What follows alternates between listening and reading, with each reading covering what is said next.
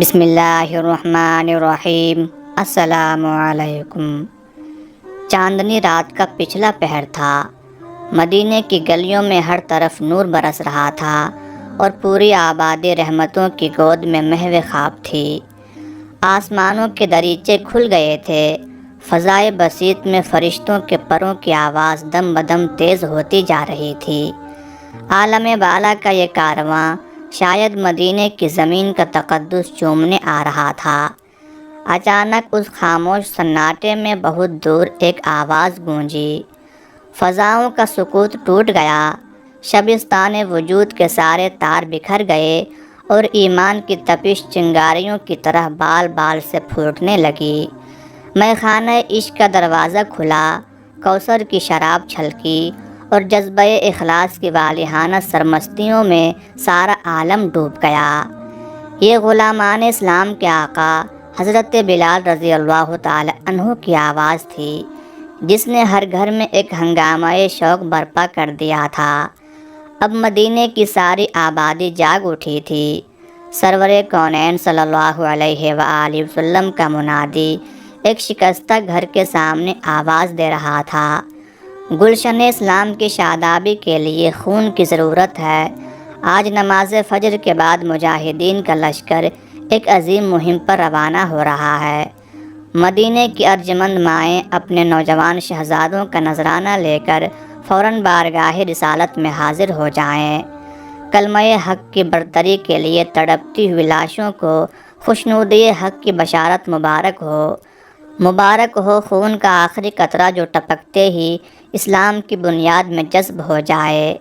ایک ٹوٹے ہوئے دل کی طرح یہ ٹوٹا ہوا گھر ایک بیوہ عورت کا تھا۔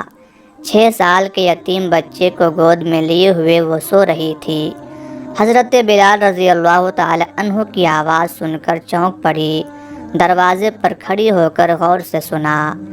سنتے ہی دل کو چوٹ ابھر آئی، آنکھیں آنسوؤں سے جل تھل ہو گئیں۔ 6 سال کا یتیم بچہ سویا ہوا تھا۔ فرط محبت میں بچے کو سینے سے چمٹا لیا۔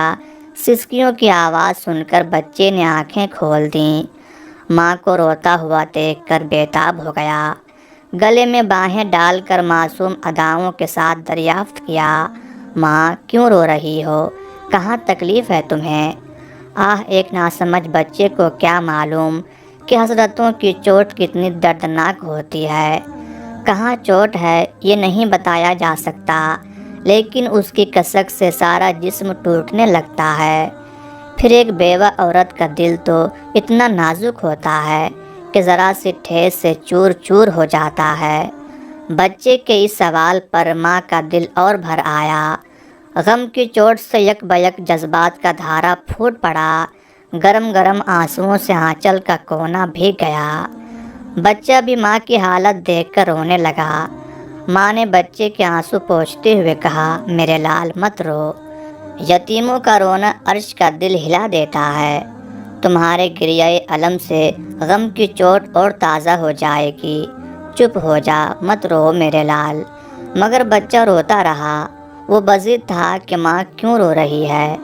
بالآخر اپنے بچے کے لیے ماں کی آنکھ کا ابلتا ہوا چشمہ سوکھ گیا۔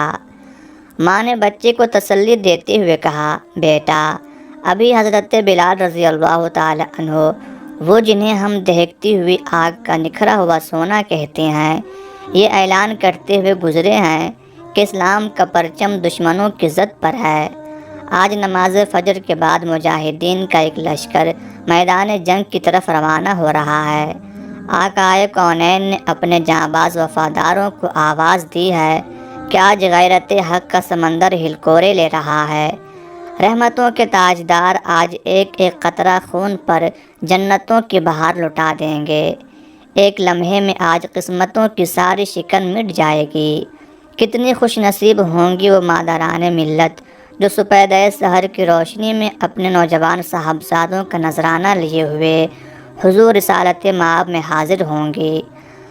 کتنی قابل رشک ہوں گی ان کی یہ التجا، یا رسول اللہ، ہم اپنے جگر کے ٹکڑے آپ کے قدموں پر نثار کرنے لائے ہیں۔ اس آرزو میں انہیں دودھ پلا پلا کر جوان کیا تھا کہ ایک دن ان کے لہو سے دین کا چمن سیراب ہوگا۔ یا رسول اللہ، ہمارے ارمانوں کی حقیر قربانی قبول فرما لیں، سرکار عمر بھر کی محنت وصول ہو جائے گی۔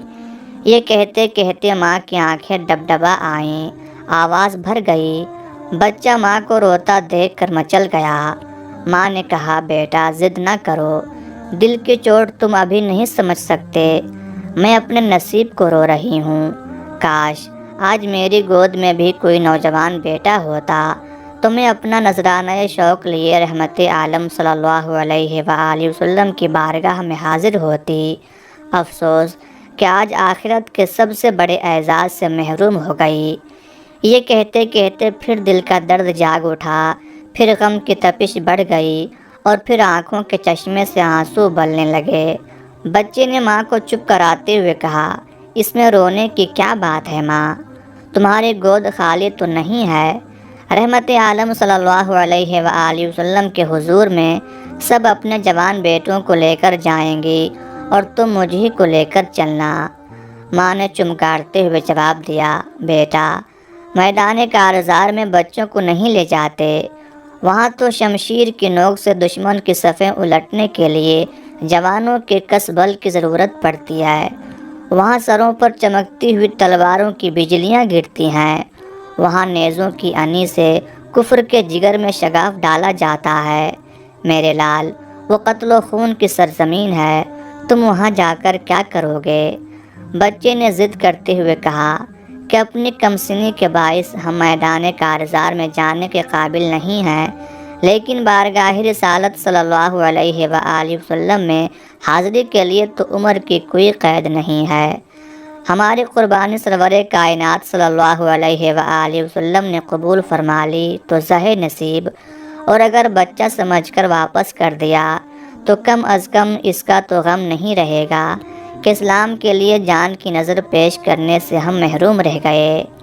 جان چھوٹی ہو یا بڑی، بہرحال جان ہے، اور جان ہونے کی حیثیت سے دونوں کی قیمت میں کوئی فرق نہیں۔ ماں نے فرط محبت سے بچے کا منہ چوم لیا اور حیرت سے منہ تکنے لگی۔ اس کم سنی میں داناؤں جیسا شور صرف اس رحمت خاص کا صدقہ ہے جو یتیموں کی نگراں ہے۔ سپیدہ سحر نمودار ہو چکا تھا، جلوہ زیبا کے پروانے آنکھوں میں خمار شوق لیے مسجد نبوی کی طرف تیزی سے بڑھ رہے تھے۔ حجرہ عائشہ رضی اللہ تعالی عنہا کے خورشید کی پہلی کرن کے نظارہ کے لیے ہر نگاہ اشتیاق و آرزو کی تصویر بنی ہوئی تھی۔ نماز فجر کے بعد مسجد نبوی کے صحن میں مجاہدین کی قطاریں کھڑی ہو گئیں۔ جو نوجوان محاذ جنگ پر جانے کے قابل تھے انہیں لے لیا گیا، باقی واپس کر دیے گئے۔ انتخاب کے کام سے فارغ ہو کر حضور رحمت عالم صلی اللہ علیہ وآلہ وسلم واپس تشریف لا رہے تھے کہ ایک پردہ نشین خاتون پر نظر پڑی جو 6 سال کا بچہ لیے کنارے کھڑی تھی۔ سرور کونین صلی اللہ علیہ وآلہ وسلم نے حضرت بلال رضی اللہ تعالی عنہ سے ارشاد فرمایا، اس خاتون سے جا کر دریافت کرو وہ بارگاہ رحمت میں کیا فریاد لے کر آئی ہے۔ حضرت بلال رضی اللہ تعالی عنہ نے قریب جا کر نہایت ادب سے پوچھا، دربار رسالت میں آپ کیا فریاد لے کر حاضر ہوئی ہیں؟ خاتون نے بھرائی ہوئی آواز میں جواب دیا، آج رات کے پچھلے پہر آپ اعلان کرتے ہوئے میرے گھر کے سامنے سے گزرے۔ اعلان سن کر دل تڑپ اٹھا۔ میرے گھر میں کوئی جوان نہیں تھا جس کے خون کی اسلام کی بارگاہ میں نظر پیش کرتی۔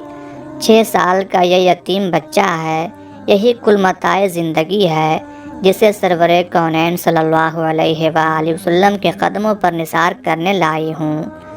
حضرت بلال رضی اللہ تعالی عنہ نے بچے کو گود میں اٹھا لیا اور حضور صلی اللہ علیہ وآلہ وسلم کی خدمت میں پیش کرتے ہوئے سارا ماجرا کہہ سنایا۔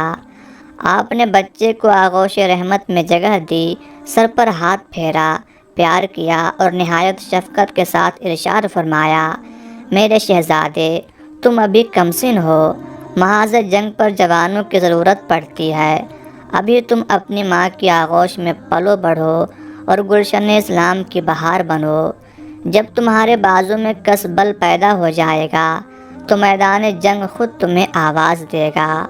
بچے نے اپنی تتلاتی ہوئی زبان سے کہا، یا رسول اللہ صلی اللہ علیہ وآلہ وسلم، میں نے اپنی امی جان کو دیکھا ہے کہ جب وہ چولہا جلاتی ہیں تو پہلے چھوٹے چھوٹے تنکوں کو سلگاتی ہیں، جب آگ دہکنے لگتی ہے تو پھر موٹی موٹی لکڑیاں ڈالتی ہیں۔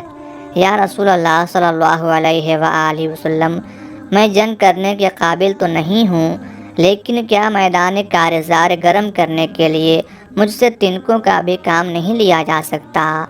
اگر آپ مجھے اپنے ہمراہ نہیں لے گئے تو میری امی روتے روتے ہلکان ہو جائیں گی۔ وہ اس غم میں ہر وقت روتی رہتی ہیں کہ آج میری گود میں بھی کوئی جوان بیٹا ہوتا تو میں بھی اسے اسلام کی نظر کر کے حضور رحمت عالم صلی اللہ علیہ وآلہ وسلم کی خوشنودی کا اعزاز حاصل کرتی۔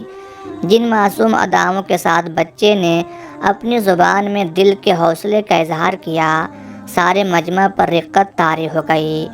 حضور بھی فرط اثر سے آبدیدہ ہو گئے اور حضرت بلال رضی اللہ تعالی عنہ سے فرمایا، جا کر اس بچے کی ماں سے کہہ دو کہ اس ننھی جان کی قربانی قبول کر لی گئی ہے، قیامت کے دن وہ غازیان اسلام کی ماؤں کی صفوں میں اٹھائی جائے گی۔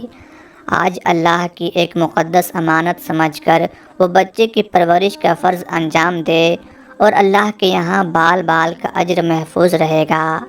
پیارے دوستو، یہ خوش نصیب بچے آگے چل کر بہت بڑے فقیہ اور کاتب وحی بنے۔